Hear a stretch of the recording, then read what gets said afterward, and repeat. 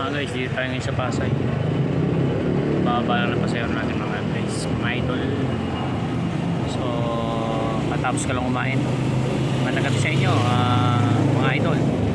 Maraming salamat sa pagpasok sa live ulit. So nang-movie ako ngayon. Today is ano nga po pala ngayon, Thursday. Okay mga guys, pasensya na kayo against the light po ha. So biyahe muna tayo ulit. Let's go.